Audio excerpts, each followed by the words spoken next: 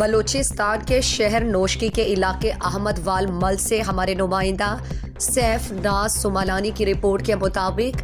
فقیر زئی ہاؤس کری غلام جان سرمل میں جمعیت علماء اسلام کے امیدواروں کی حمایت میں پروگرام منعقد ہوا۔ میر ہدایت اللہ بادینی اور فرید احمد بادینی نے اپنی برادری ساتھیوں سمیت جمعیت علماء اسلام کے امیدواروں کو حمایت کا اعلان کر دیا۔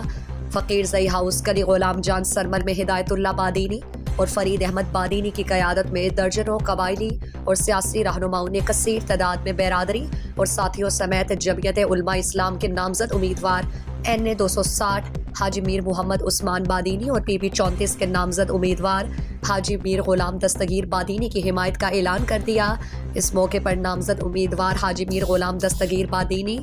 حاجی نعیم جان بادینی، مولانا منظور مینگل، حافظ عبداللہ گورگیج، میر ثناء اللہ جمال دینی، ہدایت اللہ بادینی، حافظ واحد ہمراز نے خطاب کیا۔ اس موقع پر ملک کے قبائلی شخصیات حاجی میر محمد صدیق گورگیج، حاجی محمد عثمان جمال دینی، چیئرمین حیات خان جمال دینی، محب اللہ توقی